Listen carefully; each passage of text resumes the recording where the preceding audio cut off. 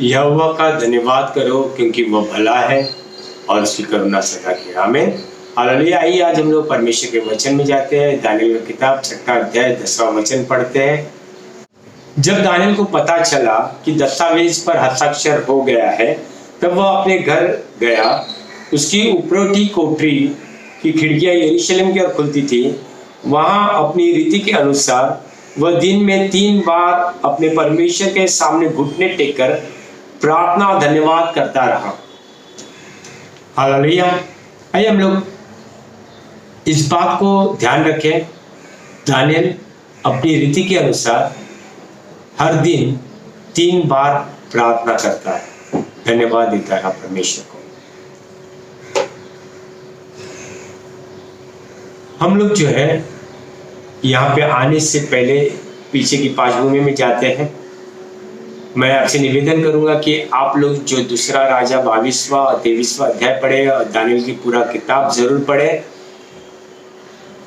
हम लोग 22वें अध्याय 23वें अध्याय दूसरे राजा में देखते हैं योशिया नाम का राजा, जो परमेश्वर का भय मानने वाला राजा, यहूदा का राजा है वो। और वो जो है लोगों को समझाता है, उसकी जब व्यवस्था मिलती है परमेश्वर की, वो लोगों को समझाता है कि उन्होंने परमेश्वर के विरोध में कितना गलत काम किया है और अभी जो है उनको परमेश्वर के पास आना है। वो सारी चीज़ें जो है जो यरूशलेम में थी या यहूदा में थी, मंदिर में थी, सारी बातें जो है परमेश्वर के विरोध के निकाल डालता है और लोगों को प्रेरणा देता है कि वो परमेश्वर के पास आए। और तब मेरा विश्वास है कि कुछ लोगों ने दिन में 3 बार परमेश्वर से प्रार्थना करना शुरू किया होगा। अब ये पूछोगे कैसे मैं कह रहा हूँ, मैं आपको बता रहा हूँ कि यहूदी लोगों का रिवाज था, क्योंकि दाऊद राजा भजन संहिता 55 के 17 में क्या कहता हम लोग देखेंगे। मैं तो सांझ को, भोर को और दोपहर को गिड़गिड़ाकर विनती करूंगा और वह मेरी आवाज सुन लेगा। दाऊद राजा ये बात बोल रहा है। कभी सांझ को, भोर को और दोपहर को 3 बार प्रार्थना कर। किस प्रकार से?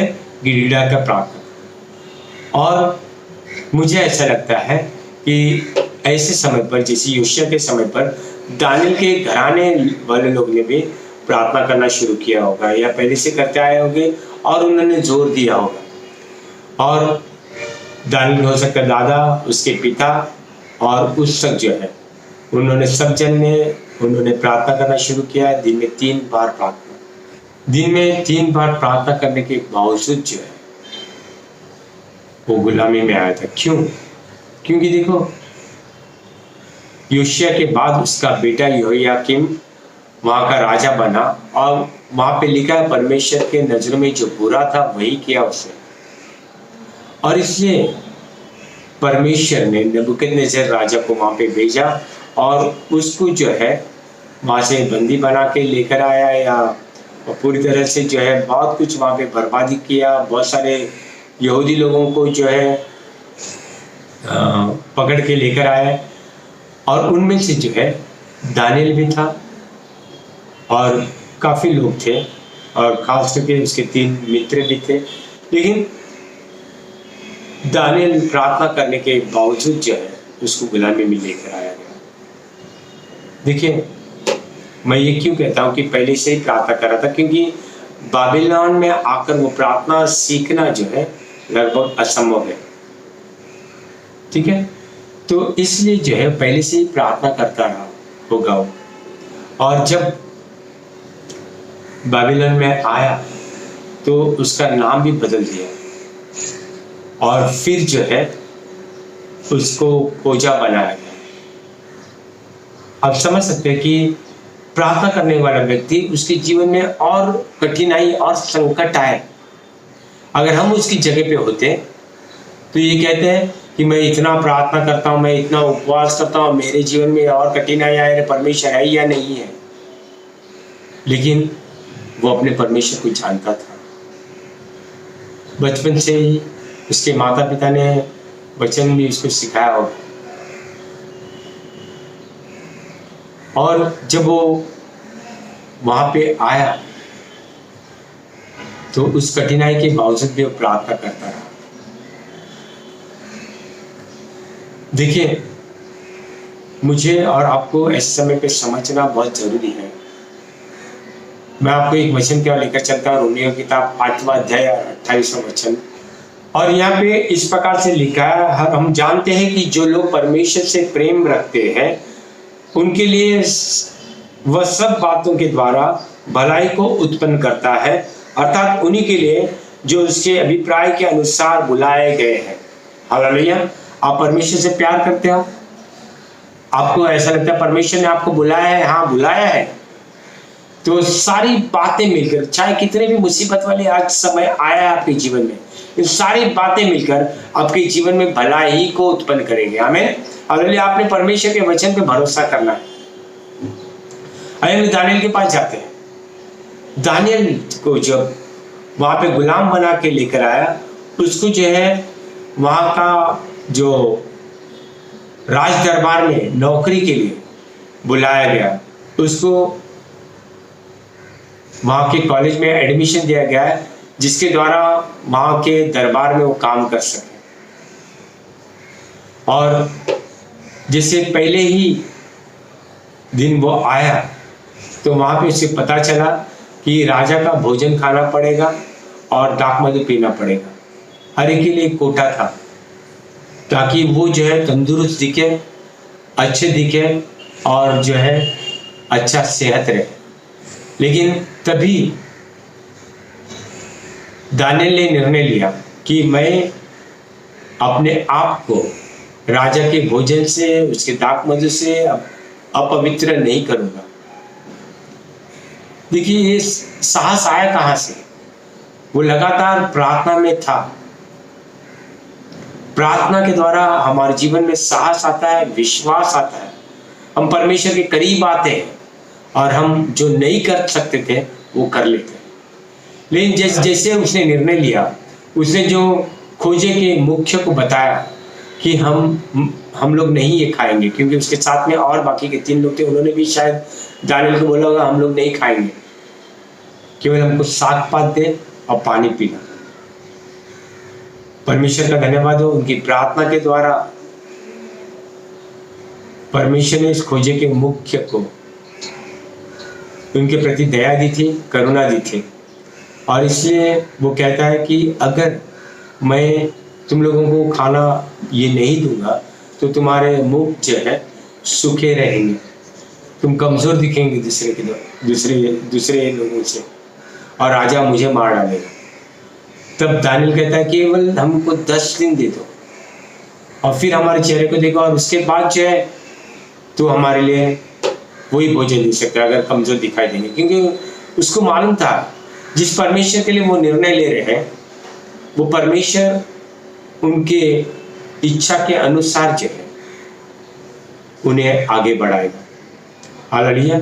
वो इस बात को जानते थे, मनुष्य केवल रोटी ही से नहीं जीवित रहेगा, वे परमेश्वर के मुख से निकले हर एक वचन से जीवित रहेगा। और उसने जैसे 10 दिन पूरा किए तो खोजे के मुख्य ने देखा उनका चेहरा है, बाकी के 3 लोगों का चेहरा, और जो दूसरे जो अच्छा राजा का भोजन खा रहे थे उनके चेहरे से कहीं अच्छा दिख रहा है। और फिर जो है उन्होंने कंटिन्यूस जो है 3 साल तक वही साग पात और पानी के द्वारा जो है अपने भोजन को आगे किया। लेकिन परमेश्वर का वचन कहता है कि परमेश्वर ने उनको सारे ज्ञान से, बुद्धि से भर दिया। और दानियल के बारे में परमेश्वर का वचन ये कहता है कि परमेश्वर ने उसे स्वप्न और दर्शन का अर्थ बताने का वरदान भी दिया। आमीन। हालेलुया। ये क्यों? प्रार्थना के द्वारा। प्रार्थना जब आप करते हो तो परमेश्वर आपको आशीष देता है। हालेलुया। और उसके बाद जो है प्रार्थना के द्वारा ही जब राजा ने ये निर्णय लिया कि मेरा सपना बताओ, सपने का अर्थ भी बताओ, तो कोई भी वहां का जो है मंत्री, महामंत्री या ज्योतिषी या कोई भी व्यक्ति जो है बाबिलोन का, उसका सपना या अर्थ नहीं बता पा रहा था। तब जो है वहां के जो सैनिक लोग जो है उनको मारने के लिए निकले, ज्योतिषियों को भी, दानियल को भी मारने का। तब दानियल ने उनसे पूछा क्या बात है? तब उस अर्यक नाम के व्यक्ति ने दानियल को कहा कि राजा ने एक सपना देखा है और राजा चाहता है सपना भी उसको, उसका सपना भी समझाए, सपने का अर्थ भी समझाए, और उससे कुछ समय मांगा दानियल ने, और फिर जो है परमेश्वर से प्रार्थना की। देखिए, जब आप परमेश्वर से प्रार्थना करते हैं तो असंभव बातों पर भी आप विश्वास करते हैं।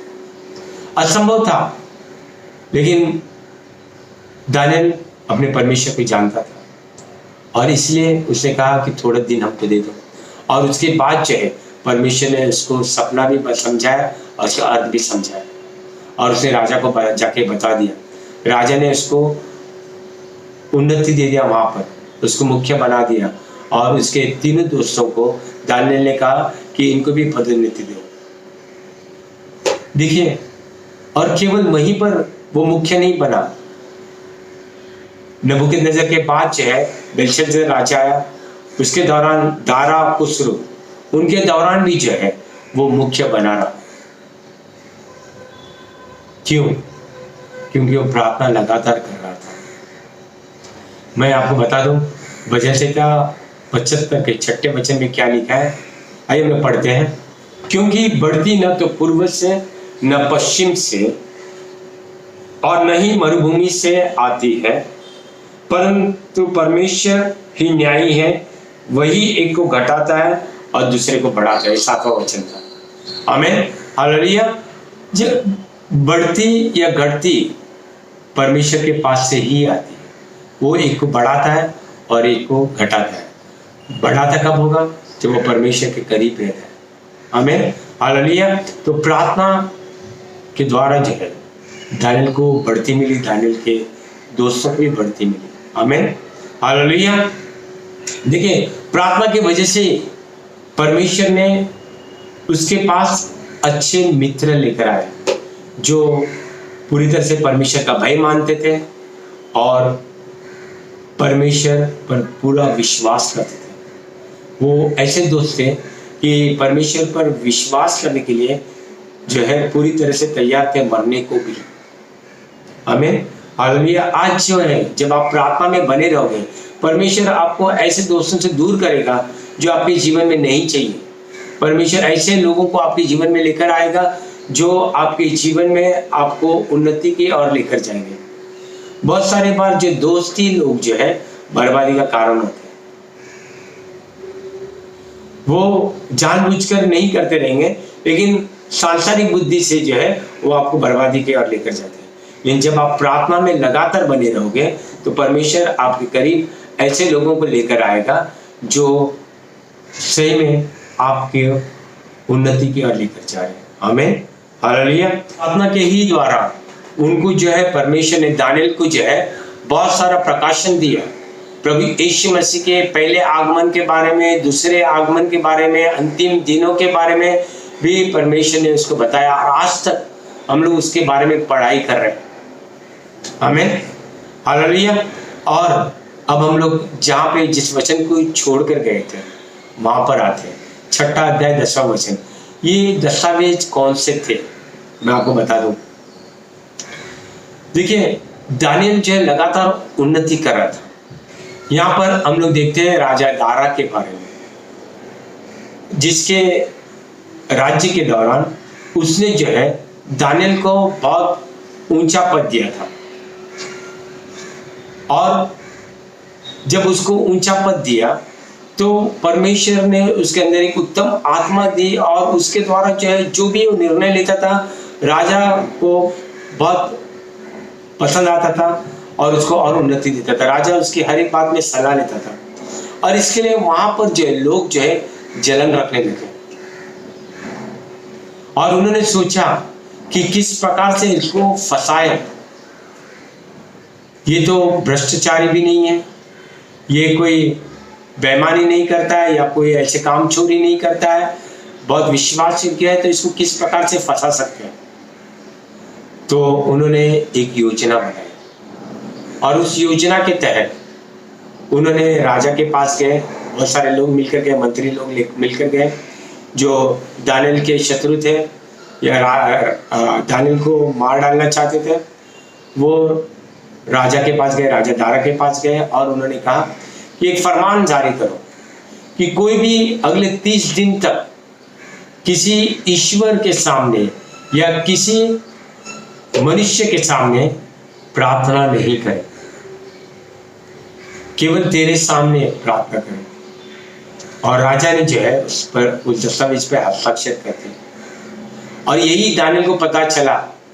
लेकिन दानियल को पता चलने के बावजूद वो यही जानता था कि उसने किसी और की आराधना तो करनी नहीं है, लेकिन परमेश्वर की आराधना करने, परमेश्वर से प्रार्थना करना नहीं छोड़ना है। इसलिए जैसे उसने सुना कि दस्तावेज पे हस्ताक्षर हो गए, फिर भी वो अपने घर पर गया और उसने जो है ऊपरी कोठरी पे जाकर खिड़की खोली और वहां पे जो है घुटने टेककर यरूशलेम की ओर देखकर प्रार्थना करने लगा। देखिए, वो लोग जानते थे कि इसको फंसा सकते हैं, तो परमेश्वर की बातों में ही फंसा सकते हैं। इसके लिए उन्होंने इस प्रकार का एक जाल बुना। और क्या हुआ, राजा दारा को यह पता चला, उसके पास आए, उन्होंने कहा दानियल तो अपने यहोवा परमेश्वर से प्रार्थना कर रहा है, तो उसको सिंह के मान में डाल दो।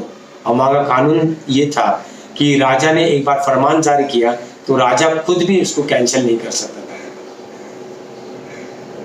इसके लिए राजा वहां पे बहुत परेशान हुआ और उसने सोचा किसी प्रकार से बचाओ, लेकिन वो लोग जो है बार बार आकर कह रहे थे आप अपने फरमान को अभी नहीं बदल सकते। और ऐसा हुआ कि राजा को बहुत दुख हुआ, अपना जो आदेश उसने दिया था उसको कैंसिल नहीं करने की वजह से उसको दानियल को सिंह के मान में डालना पड़ा। और उसके ऊपर उसे पत्थर रखा और अपना मोहर लगा दिया, अपने मंत्रियों का मोहर लगा दिया, और रात भर वो सो नहीं पाया, राजा सो नहीं पाया। और सुबह भोर को वो उस दानियल के पास चला गया और बोला तेरे परमेश्वर जिसकी तू सेवा करता है उसने तुझे बचाया होगा।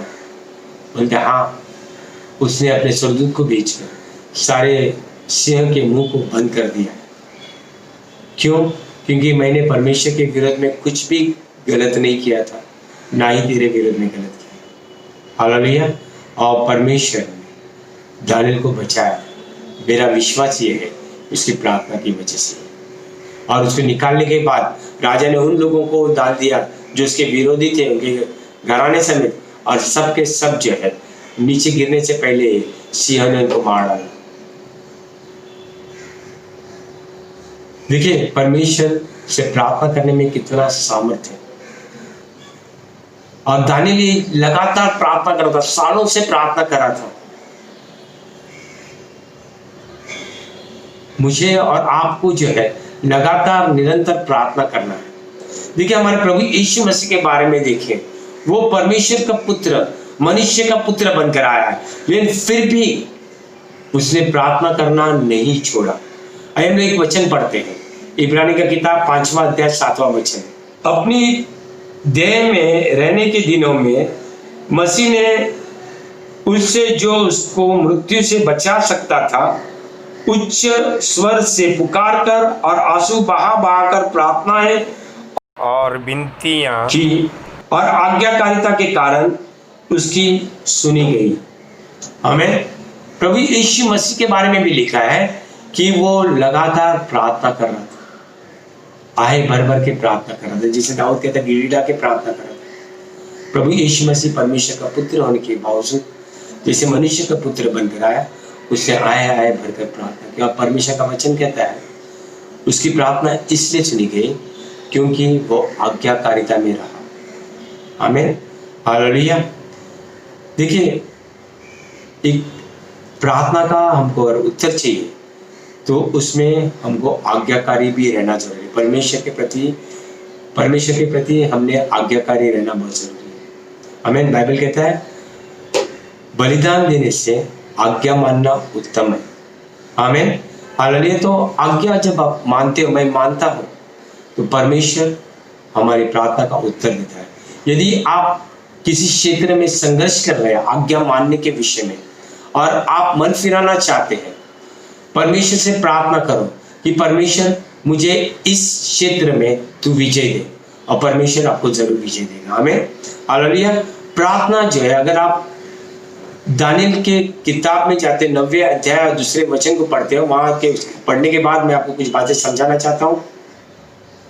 उसके राज्य के प्रथम वर्ष में मुझ दानियल ने शास्त्रों में यिर्मयाह नबी पर यहोवा द्वारा प्रकट किए गए वचन के अनुसार यरूशलेम के उजाड़ पड़े रहने के वर्षों की संख्या पर ध्यान दिया, जो 70 वर्ष थी।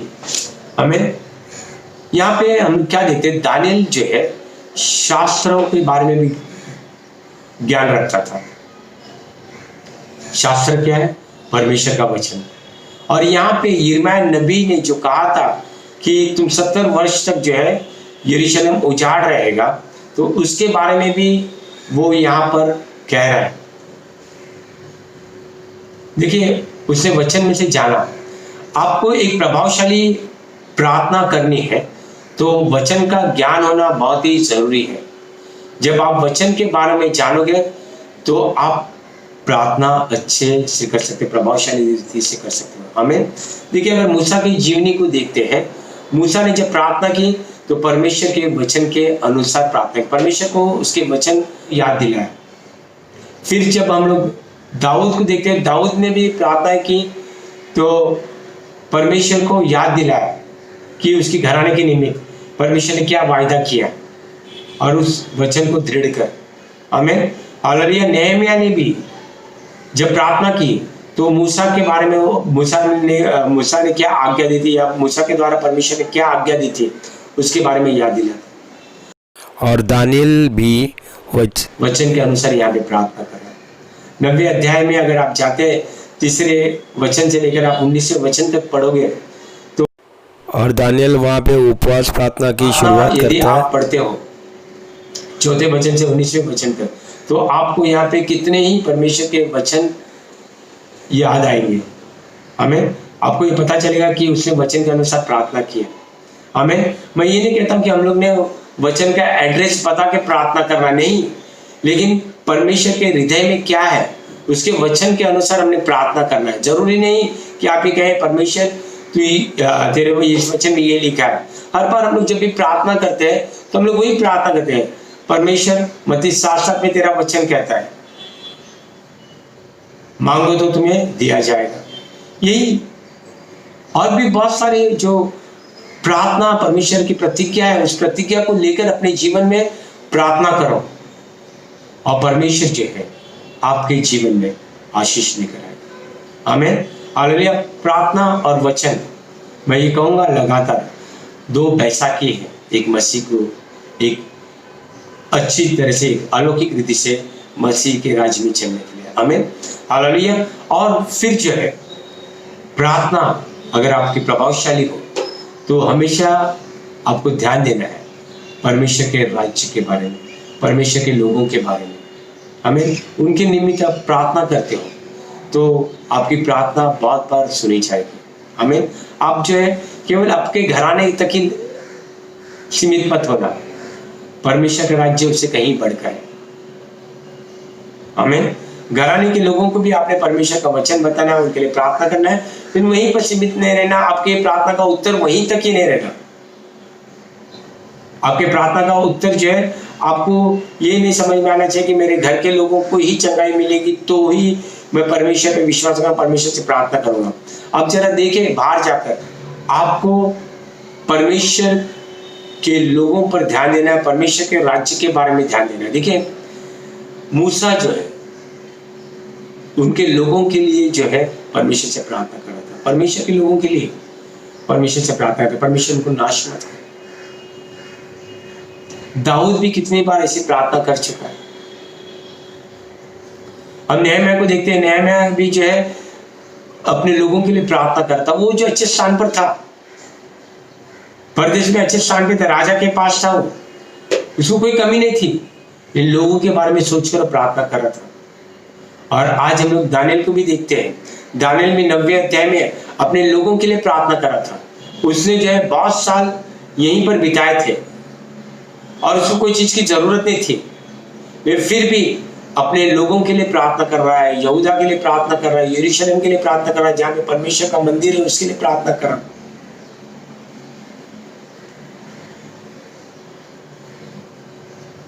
आपकी प्रार्थना को प्रभावशाली बनाने के लिए आपको जो है लोगों के लिए प्रार्थना करना, परमेश्वर के लोगों के लिए प्रार्थना करना, जो नाश हो रहे हैं उनके लिए प्रार्थना कर रहा है, उनको परमेश्वर के पास आने के लिए प्रार्थना करना है। और तब जो है आपकी प्रार्थना प्रभावशाली होगी। आमीन, हालेलुया। वचन के अनुसार प्रार्थना करो, लोगों के लिए प्रार्थना करो और सबसे मुख्य बात, परमेश्वर से प्रेम करके प्रार्थना करो। आमीन, हालेलुया। जब आप परमेश्वर से प्रेम करके प्रार्थना करते रहोगे, आपके जीवन में कितनी भी कठिनाई आएगी तो आप उस पर ध्यान नहीं दोगे। आमीन। मेरे सामने और आपके सामने एक मिसाल प्रभु यीशु मसीह, उसने हमसे इतना प्रेम किया कि जब हम पाप में ही थे तब वो हमारे लिए मरा। और देखिए प्रभु यीशु मसीह के बारे में, वो क्रूस पर भी जब मर रहे थे तभी उसने प्रार्थना की पिता से, पिता इन्हें माफ कर दे, ये नहीं जानती क्या कर। Hallelujah, hallelujah. आप प्रार्थना करना चाहते, देखिए मैं बता रहा हूं, हम लोग बहुत बार सोचते हैं प्रार्थना करने के बारे में लेकिन करते नहीं। मैं आपको 3 बार प्रार्थना करने के बारे में नहीं बता रहा हूं, 3 बार व्यवस्था के अनुसार प्रार्थना कर रहे थे। आप अनुग्रह में है और अनुग्रह में परमेश्वर का वचन कहता है निरंतर प्रार्थना करो। हालेलुया। तो प्रार्थना आपका स्वभाव होना है।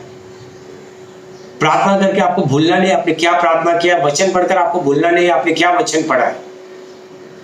ये आपके जिंदगी का एक भाग होना है। हमें हालेलुया लगातार निरंतर प्रार्थना करना है। हर एक बार जो है आपको परमेश्वर के बारे में सोचना है, परमेश्वर आपसे क्या चाहता है। मैं जब दानियल के बारे में बोलता हूं तो कोई पास्टर नहीं था, वो जो है बहुत ही व्यस्त व्यक्ति था। वो राजा को सलाह देता था। आप सोच सकते कितना व्यस्त होगा, लेकिन फिर भी दिन में 3 बार प्रार्थना करने से कभी चूकता नहीं था। उसकी रीति थी, क्योंकि उसने बचपन से ही वो बात अपने अंदर डाल दिया था और परमेश्वर ने इसको कभी छोड़ा नहीं, कभी लज्जित होने का मौका नहीं दिया। हम लोग जो है प्रार्थना शुरू जरूर करते हैं, कभी 2 दिन करते हैं, कभी 3 दिन करते हैं, फिर जो है बंद कर डालते हैं। आपके जीवन में अगर आप विजय पाना चाहते हो तो निरंतर प्रार्थना करो। Hallelujah, hallelujah. मैं ये कहूंगा सबसे पहले परमेश्वर का राज्य, उसकी धार्मिकता की खोज करो। आपको जो है सबसे पहले समय कौन सा रहता है? सुबह का समय हमारा, जिसे हम लोग नींद में से उठते हैं, बहुत फ्रेश रहते हैं, उस समय हम लोग परमेश्वर के पास जाए प्रार्थना में। Hallelujah, hallelujah.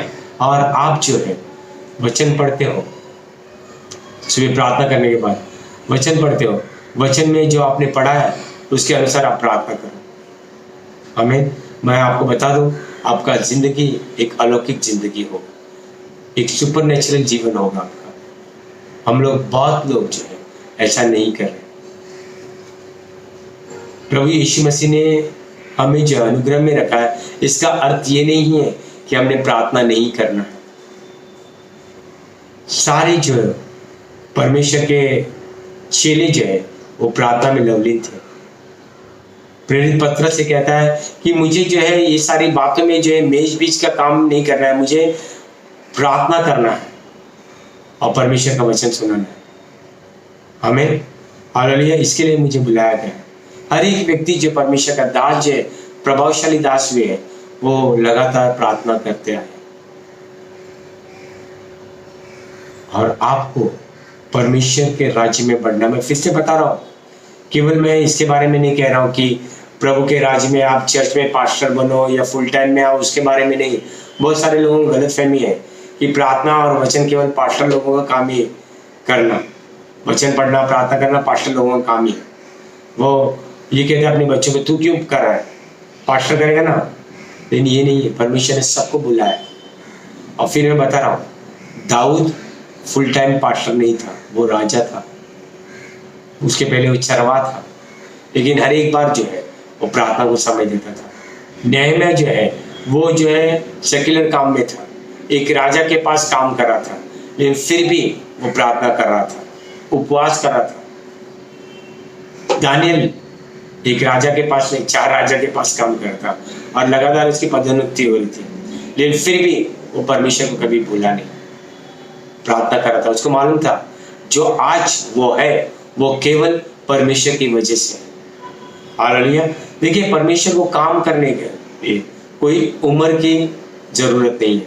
आपकी उम्र कितनी भी क्यों ना हो, अगर आप 50 साल के हो, 60 साल के हो या 15 साल के हो क्यों ना हो, लेकिन आज ही से आप प्रार्थना करके देखो। मैं आपको बता दूं, यदि आप 1 साल जो है लगातार प्रार्थना करके देखो, 1 साल के बाद आप मुड़ कर देखोगे तो आप परमेश्वर को धन्यवाद दोगे। आप ये कहोगे, परमेश्वर तूने मुझसे पहले क्यों नहीं बातें की।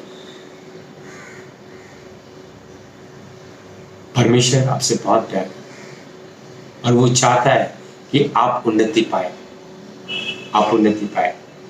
आप अगर पढ़ाई कर रहे हो तो परमेश्वर आपको बुद्धि ज्ञान से भर देगा। आप कोई नौकरी कर रहे हो, परमेश्वर आपको अलग अलग प्लान बताएगा किस प्रकार से आगे बढ़ना है। आप कोई बिजनेस कर रहे हो, परमेश्वर आपको बिजनेस की योजनाएं बताएगा। परमेश्वर जो है हर एक क्षेत्र में आपका परमेश्वर है। आमीन, हालेलुया। यदि आप सेवकाई भी कर रहे हो तब भी परमेश्वर आपको सेवकाई करने के बारे में बुद्धि ज्ञान देगा। आमीन, हालेलुया। हम सीखने से कभी रुक नहीं सकते, हम हमेशा सीख सकते हैं और सीखने का एक अच्छा तरीका हम परमेश्वर से सीखें। आमीन। लगातार प्रार्थना करें, वचन पढ़ें, प्रार्थना करें, वचन पढ़ें, वचन के अनुसार प्रार्थना करें। आमीन, हालेलुया। आप और आपका घराना पहले जैसे कभी नहीं रहेगा। आपको देखकर आपके घर के लोग प्रार्थना करने लगेंगे, उनको पता चलेगा प्रार्थना में बहुत सामर्थ्य है। आमीन, हालेलुया। परमेश्वर का प्रेम, प्रभु यीशु मसीह का अनुग्रह और पवित्र आत्मा की सहभागिता आपके साथ सदा सर्वदा बनी रहे। आमीन।